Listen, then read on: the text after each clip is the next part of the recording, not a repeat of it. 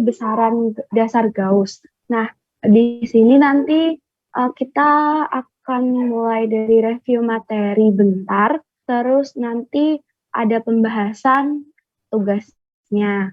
Kemudian untuk pengumpulan tugasnya nanti di kelas masing-masing. Sebelumnya aku mau tanya dong untuk yang kelas B, itu minggu depan masih sama Bu Dwi atau udah ganti dosen? Tolong konfirmasinya. Boleh di chat atau langsung on mic.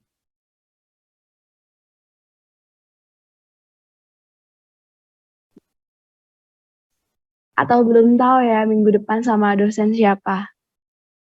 Belum tahu, Mbak. Oke, kalau belum tahu. Buat pengumpulan nanti buat di kelas atau sama asisten diinformasiin lebih lanjut aja ya. Oke, sekarang buat nih review materi dulu ya. Jadi ini udah kelihatan kan buat share screen-ku. Udah ya, udah. Oke, sekarang kita itu masuk ke besaran dasar Gauss. Buat ini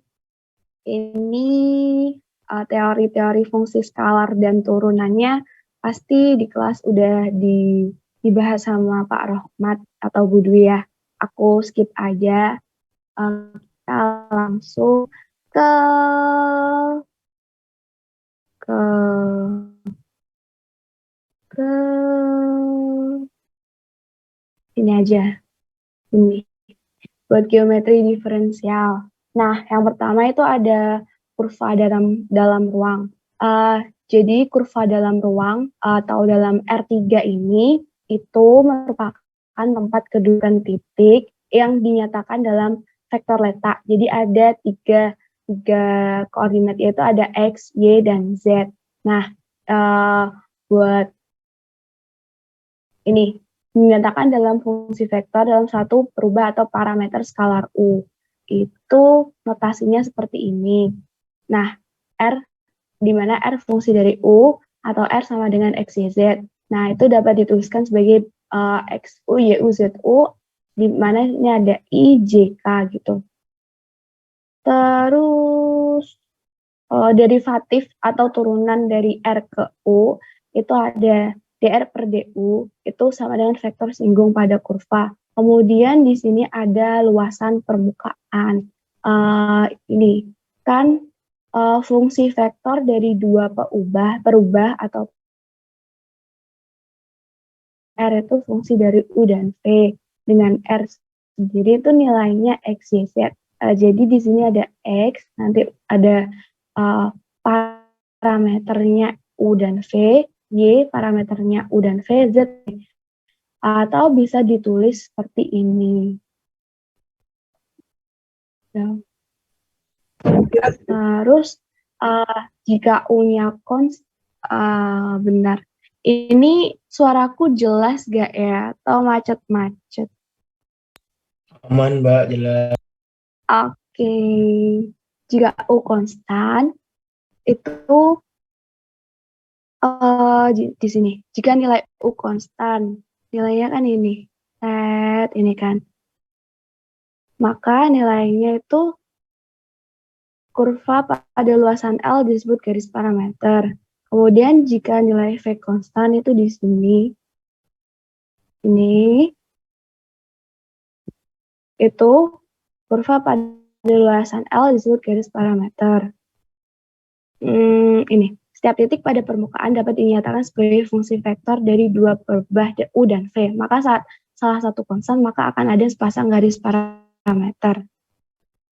Nah, dari sepasang garis parameter di suatu luasan, derivatif parsial R ke U dengan menganggap V konstan, maka itu turunannya ada R1 sama R2.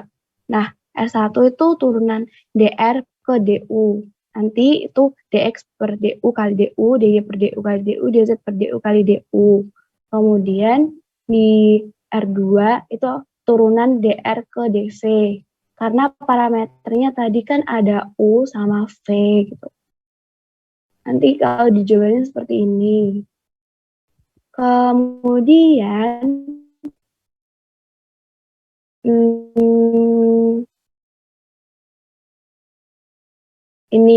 ini kan ada suatu luasan nih, ada suatu DR-nya. DR ini merupakan ini tuh aslinya DS, di mana panjangnya itu merupakan besaran dari DR, di mana DR sendiri itu sama dengan DR per DU plus DR per DV kali DV. Atau di sini bisa dibilang R1 tambah R2. Kemudian, kalau dikuadratin, jadinya R1 kali R1 tambah 2 kali 2 R1 kali R2 tambah R2 kali R2. Ini tuh aslinya tuh dari ini loh, A kuadrat tambah 2AB tambah B kuadrat, dari yang itu. Nah, nanti itu R1 kali R1 itu namanya besaran Gauss E, yang 2R1 kali R2 itu besaran Gauss F, R2 kali R2 itu yang G tuh. Kemudian nanti tuh ada namanya persamaan fundamental order 1. Itu dari sini. DS kuadrat sama dengan E kali E DU kuadrat plus 2F DU DV plus G DV kuadrat. Nah, ini itu namanya besaran dasar Gauss, gitu. Kalau diuraiin lebih lanjut, kan E itu sama dengan R1 kali R1. Nah, di mana R1 sendiri kan DR per DU. Nanti dikaliin lagi sama DR per DU. Terus diuraiin, jadinya seperti ini. Kan kalau ini, yang tadi, A kuadrat plus 2AB plus B kuadrat. Kemudian untuk F, besaran Gauss yang F itu kan 2 kali R1 kali R2. Kalau diuraiin jadinya seperti ini. Kemudian untuk besaran Gauss yang G itu di sini R2 kali R2, jadi DR per DV kali DR per DV. Kalau diuraiin jadi seperti yang ini, gitu. Kemudian ada besaran dasar Gauss di bidang datu. Ini sih, ini ya. Itu ada lintang, kemudian ada garis bujur. Kalau lintangnya konstan, jadi nilai lintangnya konstan. Misal di sini semua nih. Ini kan nilainya lintangnya sama. Itu membentuk titik-titik. Nah, ini tuh namanya garis paralel. Kemudian kalau yang nilai bujurnya konstan, di sini nih. Nah, ini namanya garis meridian. Teman-teman pasti udah tahu sih ini. Kemudian selanjutnya ada jarak antara dua buah titik di atas permukaan bidang datum. Ini jarak lengkungan antara kedua titik adalah sama dengan panjang tali busur antara titik. Ini kan ada titik P, kemudian ini ada titik P aksen. Nah, panjangnya itu DS ini. Kemudian untuk vektor letak titik P itu ada X, Y, Z. Kalau P aksen itu X plus DX, Y plus DY, Z plus DZ. Jadi DX-nya tuh dari yang sini nih. Nah, untuk DX, DY, DZ itu diperoleh dari sini. DX itu DX per D lintang plus DX per D bujur ini. DY itu DY per D lintang plus DY per D bujur. DZ sama kayak gitu lagi. Kemudian buat nanti dikuadratin ini buat dapet DS kuadrat. Nah, ujung-ujungnya tuh nanti sama buat dapet besaran dasar Gauss lagi. Gitu. Ini. Lanjut sini aja. Kemudian sudut di atas permukaan bidang datum.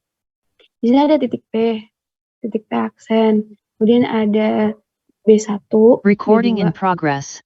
Oh iya, sorry, lupa record. Buat DS1 itu dari sini.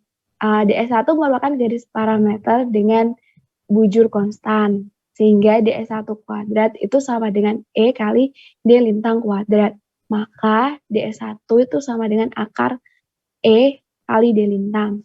Nah, komponen DS1 itu namanya panjang busur meridian. Sedangkan DS2 itu merupakan garis parameter dengan lintang konstan. Kalau lintangnya konstan berarti itu panjang busur paralel. Nah, di sini DS2 nilainya akar G kali D bujur. Di sini. Ini tuh garis meridian, ini tuh paralelnya. Nilainya ini nilainya ini. Kemudian di sini tuh hanya rumus-rumus yang digunain buat besaran-besaran Gauss buat nentuin sudut-sudutnya. Nanti infonya aku share. Kalau ada yang salah teman-teman bisa saling koreksi aja gitu. Nah, B1 merupakan komponen sudut yang paling penting karena merupakan azimut geodetis pada permukaan datum. Kemudian jika sepasang garis parameter tersebut saling tegak lurus, maka besarnya sudut omega ini 90 derajat. Nah, nilainya nanti ini. Kemudian, ini kan kalau R1 kali R2 itu sama dengan 0, maka artinya itu R1 itu tegak lurus dengan R2. Kemudian di sini jika F sama dengan 0, maka dx kuadrat itu nilainya hanya E kali D lintang kuadrat tambah G kali D bujur kuadrat. Di sini untuk sudut-sudutnya kalau kondisi F-nya 0 itu pakainya ini gitu. Terus ini ada luas di atas permukaan bidang datum. Luasnya itu ini DS1 kali DS2 sin omega. Dengan sin omega nilainya ini. Kemudian nyatakan L sebagai fungsi dari besaran Gauss. Nah, tadi kan DS1 itu nilainya akar E kali DO. Kemudian DS2 akar G. Ini D lintang, ini D bujur. Nah, ini dimasukin aja ke sini. Kan ini luasnya DS1, DS2 sin omega. Dimasukin ke sini dapatnya ini. Kalau nilai F-nya 0, dapatnya ini gitu. Kemudian di sini ada besaran Gauss pada bola. Ini nanti yang ditanyain pada tugas di nomor B. Kita disuruh hitung besaran Gauss pada bola sama elipsoid ya. Yang pertama ini ada yang bola. Jadi di sana itu ada R, dimana R itu fungsi lintang sama bujur. Nah, nilainya itu ada, jadi nanti jadinya R cos lintang, cos bujur, R cos lintang, sin bujur, and sin lintang. Kemudian, ini ya, dalam bentuk skalar dituliskan ini di sini, ini sini, ini di sini. Nah, kalau ini ya, itu nanti kan kita bakal mencari nilai dari E, G, sama F. Kalau nilai E itu kan R1 kali R1 kali R1. Sedangkan R1 sendiri itu tuh turunan dari ini, dx per D lintang. Karena ini tuh parameternya itu ada lintang sama bujur. Jadi buat R1 itu turunannya dx ke D lintang. Nah, turunannya itu jadi min R sin cos bujur. Tadi kan ini. Nilai aslinya kan ini, diturunin jadinya ini. Kemudian nurunin Y-nya ke lintang. Hasilnya ini. Nurunin Z-nya ke lintang, hasilnya ini. Kemudian dikuadratin menghasilkan yang sebelah kanan ini. Kemudian nyari nilai F. Nilai F tadi itu dari sebentar. Nilai F itu 2R1 kali R2.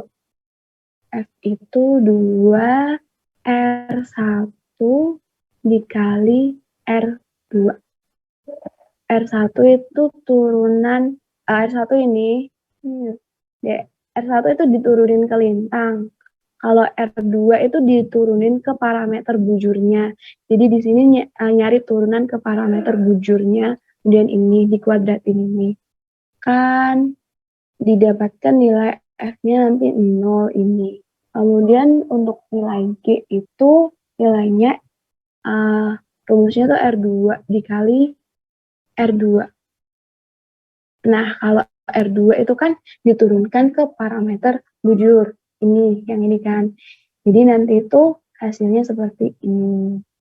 Kemudian buat DS1, nilainya kan tadi udah dibahas. Kalau DS1 itu akar E di lintang, kemudian DS2 itu akar G di bujur. Kemudian nilai B1 itu artesan DS2 per DS1. Ini lanjut aja deh.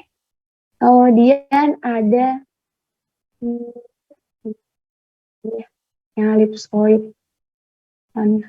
Ini ada besaran dasar Gauss pada ellipsoid. Jadi kalau ellipsoid itu yang bedanya itu di sini di Z-nya. Kan sama ini. N R cos cos. Oh, sorry. Ini pakai N. Kalau yang tadi itu pakai R. Terus ini cosinnya masih sama. Kemudian buat Z-nya itu yang paling beda rumusnya. Nah, di sini buat ellipsoid itu butuh nyari nilai N atau jari-jari kelengkuan vertikal utama sama nilai M. Rumusnya ini. Jadi kemudian ini tuh parameternya masih sama, ada lintang sama bujur. Nanti N ini ya, nanti masing-masing ini tuh diturunin lagi ke lintang sama ke bujur buat nyari nilai EFG-nya. Gitu. Terus nanti bisa dapat nilai dari DS kuadrat ini. Buat lebih jelasnya nanti bakal dijelasin sama Rifki buat penugasan yang di Rifki sama Hilda. Jadi aku cukup ini. Kalau ada yang nggak kurang paham, nanti bisa tanya aja. Nggak Rifki sama Hilda bisa dilanjutin. Terima kasih Nata. Aku di sini mau jelasin tentang terkait tugasnya ya. Bentar aku mau share screen dulu.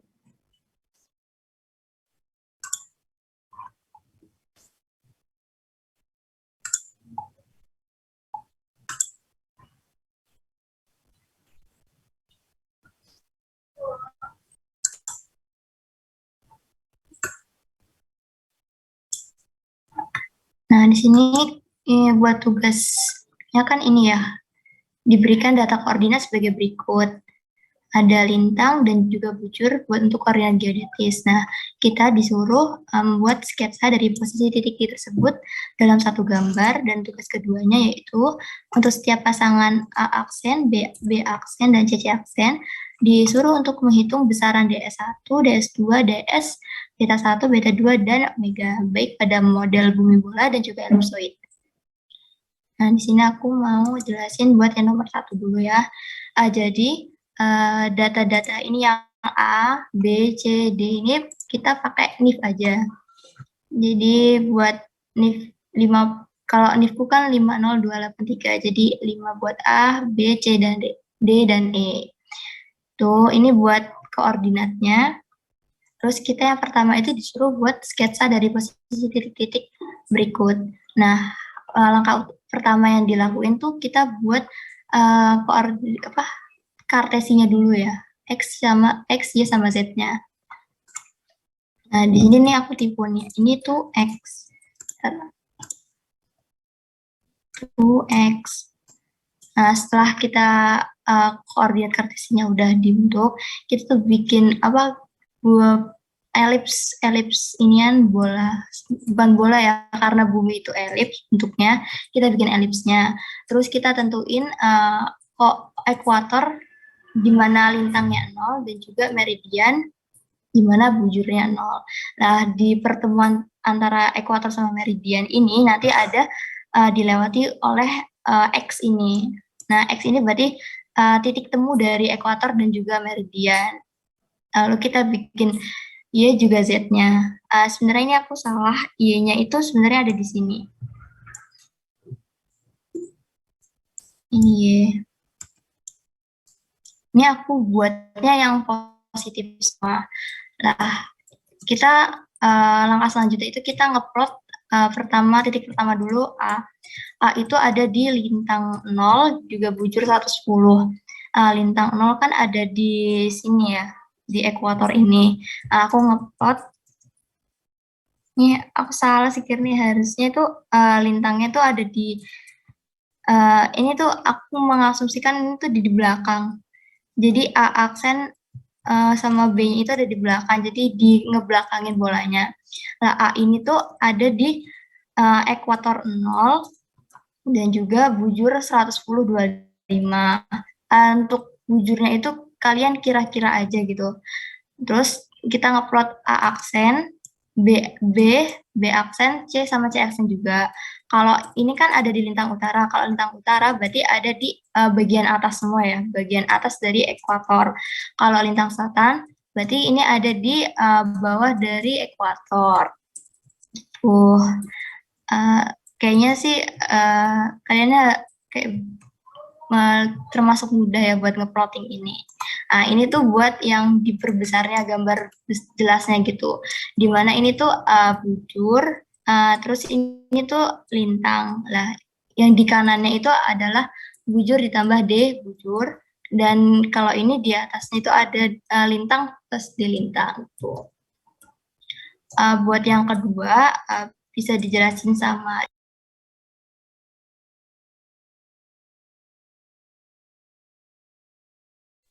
Oke, aku izin share screen ya.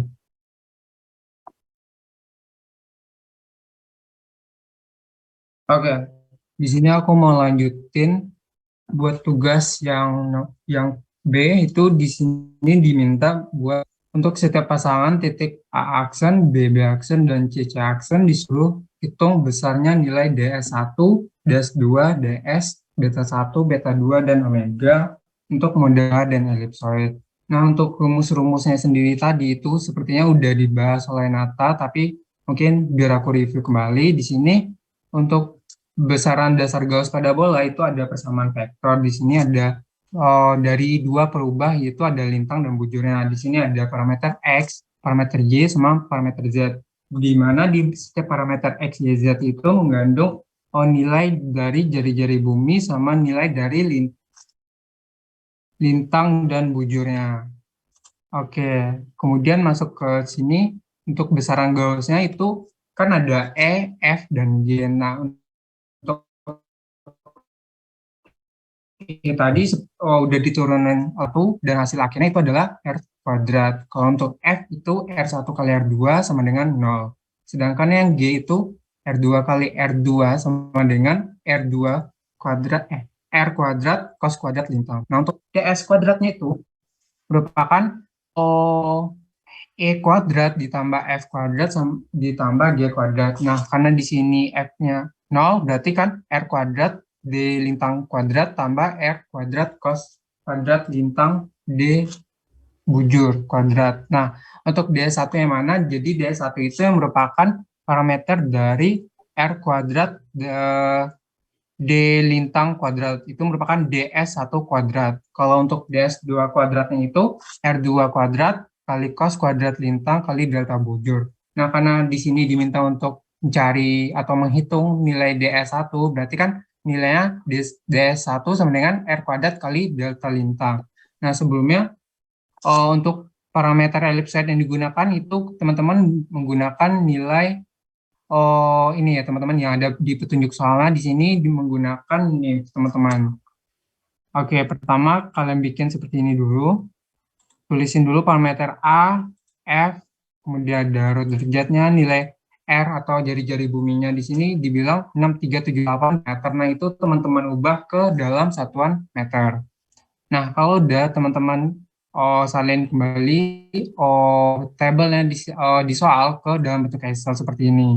Nah, kalau udah teman-teman tinggal hitung untuk DS1 tadi itu kan rumusnya jadinya R1 R kuadrat dikali delta lintang. Nah, jadi nilai R ini yang jari-jari bola bumi, teman-teman kalian sama nilai delta lintang dari A aksen, yaitu ini ya teman-teman.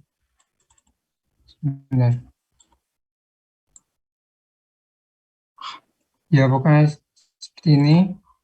Nah, seperti juga buat yang BB aksen sama CC aksen itu teman-teman tinggal mengalihkan nilai jari-jari bola bumi tersebut ke nilai ini.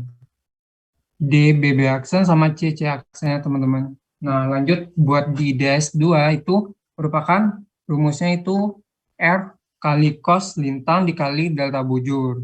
Nah, jadi jari-jari bola bumi yang udah diketahui di soal dikalikan sama nilai cos lintang, kemudian dikali sama delta bujur. Ini. Nah, lanjut ke nilai DS. Nah, DS itu merupakan akar dari DS1 kuadrat ditambah DS2 kuadrat. Jadi teman-teman bisa menggunakan hasil dari yang sebelumnya udah kalian hitung, DS1 sama DS2 yang didapatkan nilai DS. Kemudian untuk beta 1 itu rumusnya akos tangen dikali DS2 per DS1. Sedangkan untuk beta 2-nya itu merupakan kebalikan dari beta 1, yaitu arcus tangen dari DS1 dikali DS1 dibagi DS2 gitu teman-teman. Sedangkan untuk omega itu merupakan penjumlahan dari beta 1 dan beta 2. Nah, di sini nilai betanya itu sama ya teman-teman. Dibuat perhitungan menggunakan yang A aksen, BB aksen, sama C aksen itu nilainya sama-sama 90 derajat gitu.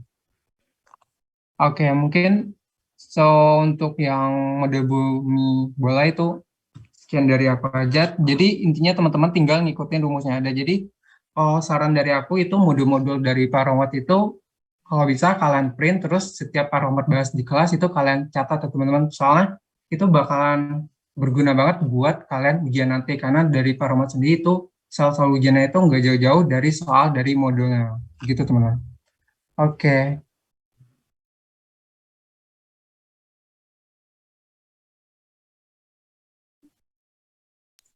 Aku mau ngajarin dari penjelasannya Rizky. Rizky kan tadi buat model bola ya, aku buat model ellipsoid.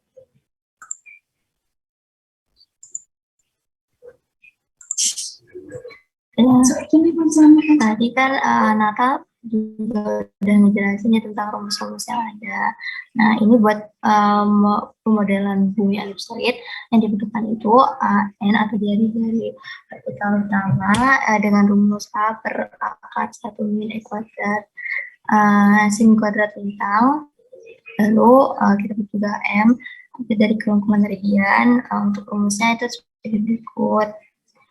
Kita juga butuh menghitung DS1 dengan rumus dengan M kali delta lintang per rho derajat. Ya, untuk rho derajat itu nilainya adalah 180 berarti ya.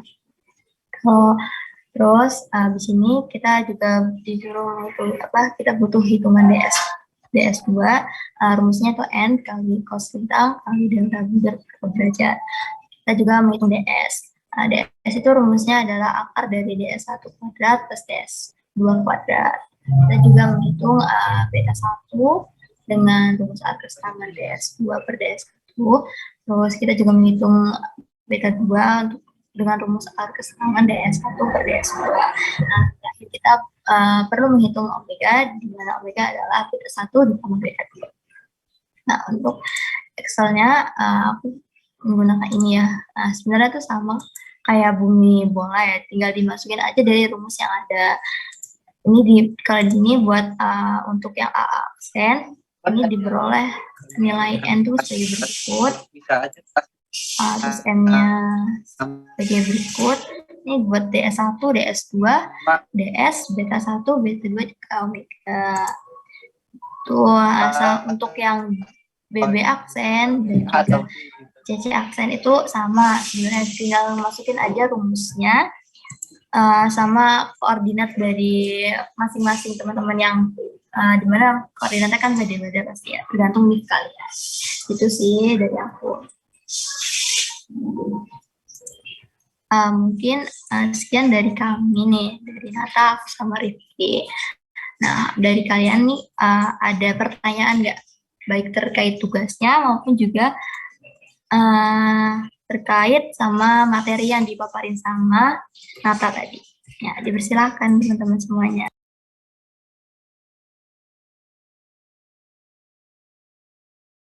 Oh iya, jangan lupa presensi ya. Buat presensinya, linknya udah di-share sama Rifki di kolom chat.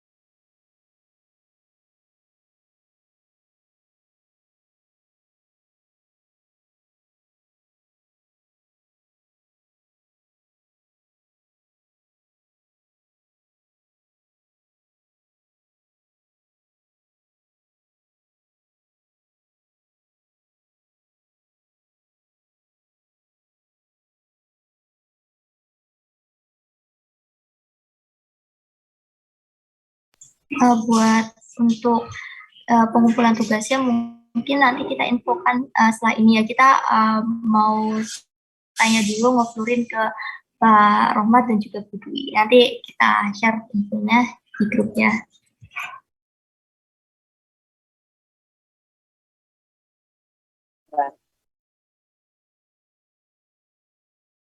Oke, sama-sama Pak. Yang lain ada yang ditanyain lagi nggak? Boleh terkait tugas sama materinya juga boleh.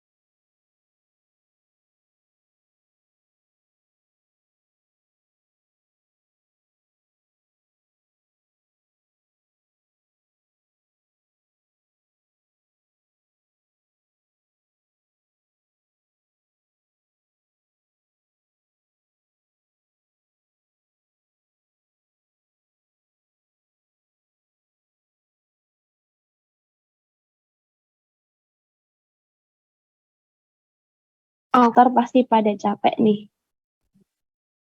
Ada satu. Ada pertanyaan nggak? Kalau nggak, ketik satu. Oke, satu. Atau, oke, kayaknya udah cukup nih. Makasih semuanya. Karena yang kelas besok ada kelas ya. Nanti dikasih tahu secepatnya ya. Tapi aku yakin kelas B udah pada ngerjain. Mungkin cukup sekian dari aku, Hilda sama Ricci. Dari kami mungkin banyak kurangnya. Kami mohon maaf. Kalau ada yang dibingungin, bisa chat langsung. Nanti buat materi Excel dan apa nanti dikirim di grup buat drive-nya. Teman-teman nanti bisa langsung ngecek. Recordnya menyusul. Thank you semuanya. Selamat mengerjakan dan selamat beristirahat. Oke, makasih semuanya. Boleh live sekarang.